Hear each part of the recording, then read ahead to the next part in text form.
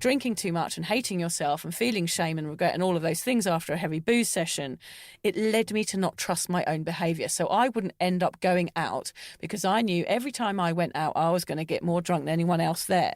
So I ended up staying at home, which is similar to what happened to you, Lucy, with your stay-at-home drinking, isn't it? We didn't trust ourselves in the end.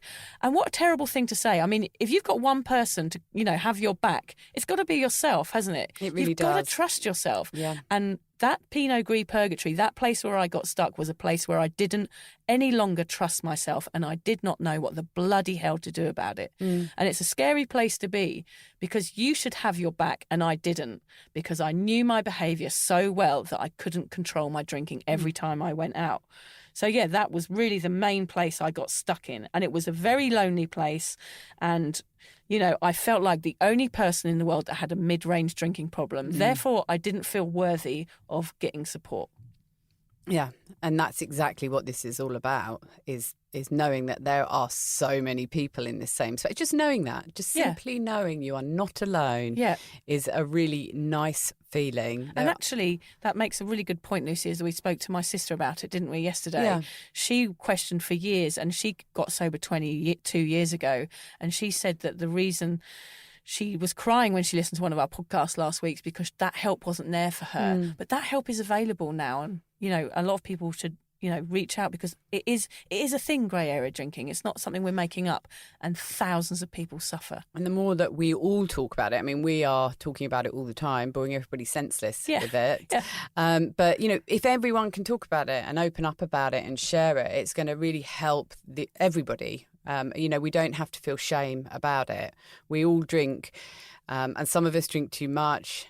And if we feel that we do, talk to someone, talk to your mate, just share how you feel. They're probably thinking it anyway. And that questioning as well, isn't it? It's that questioning. If you're questioning your drinking, then as we said in the last podcast, if you're questioning that you might have a problem, then you probably do. And that's that grey area as well. You're sitting there with a hangover in bed, feeling awful and questioning why you keep repeating this behaviour again and again. You're in a grey area drinking problem.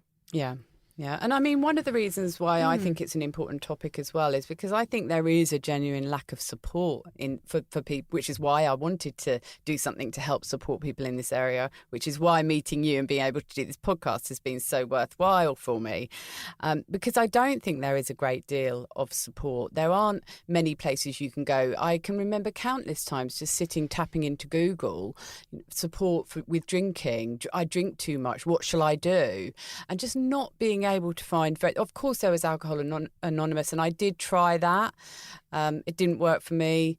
It works for many, and it is something at least. But there was really there was rehab. That was all that was available. And I will be honest in saying that literally a couple of weeks before I met you, Vic, I had been speaking on the phone to a private rehab clinic, and I was considering checking myself in. And the cost to stay there for 4 weeks was $50,000. Oh, my gosh. And I had considered taking money out of my super fund, which is like a pension, to go there. I had very, very seriously considered it because I wasn't unwell enough to be referred to a rehab, but I was desperate for support. So I'd found this private one. I didn't know what else to do. It just seemed like it was the only option available to me. Yeah. And it was a crazy option.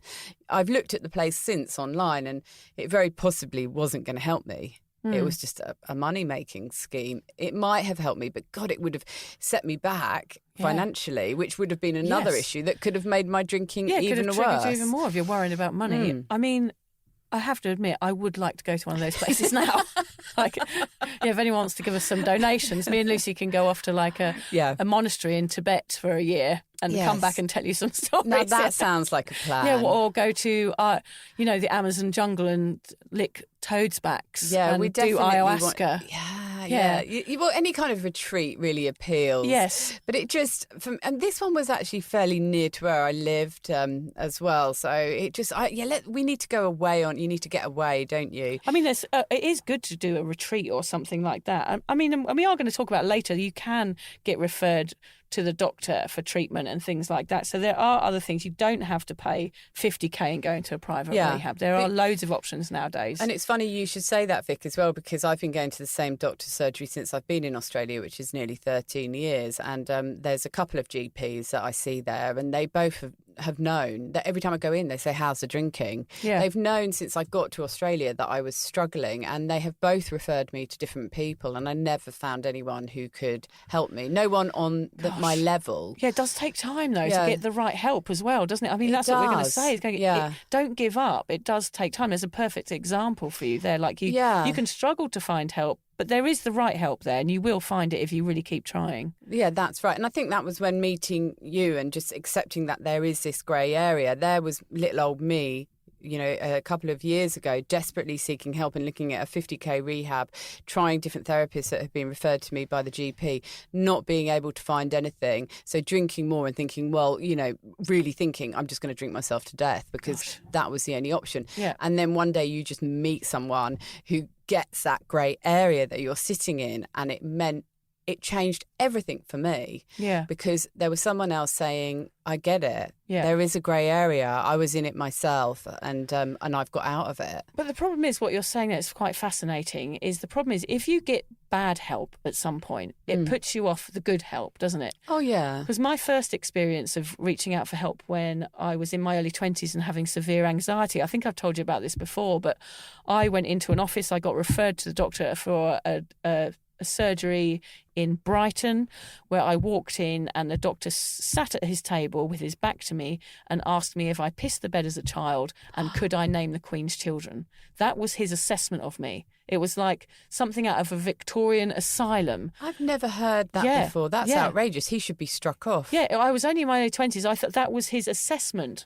Did you wet the bed as a child? I think I said yes, I probably did. But where's the relevance? Well, I think he was testing whether I was mad or not. And if I was, could I name the Queen's children? I was like, no, because I don't give a fuck about the royal family. Like, I'm a teenager, for God's sake. Yeah, I don't care about the royal family. Like, what a weird thing. And then he was ticking boxes as if to say, all right, she's mad. I walked out. I was like, and I didn't go and see another doctor again or a therapist or anything till much, much later on in my life because I had a really shit experience. I left there crying. I remember getting on the bus and thinking, no one's going to help me. Yeah, and I suppose that's what for you, it sort of cemented the fact that, okay, well, I obviously don't have a problem. No one's taking me seriously. So then you just spend another few years drinking heavily and getting further into that sort of addiction of drinking until you have to get completely desperate and try again to reach for support. Exactly. That's not a good place to be. And that's where you get stuck. It is, exactly. Yeah. You feel you're not worthy. Exactly. Because you've got some twat like that asking you ridiculous questions. Yeah, what a twat. I wonder if he's listening. Yeah, I hope so. I'm coming to get you. Somehow I don't think he will be. No, it was a long time ago. So what gets in the way of us recognising our drinking problem and in turn seeking help for it? Well, denial was what we talked about, wasn't it? Yep, denial is a huge thing. One of the most annoying factors in dealing with alcoholism is it always is accompanied by a phenomenon known as denial, a refusal to admit the truth or reality of the condition. With denial, a person with a booze problem has impaired sight into their condition. Denial is a common symptom of being a big binge drinker or a problem drinker, and it can keep a person from seeking any support.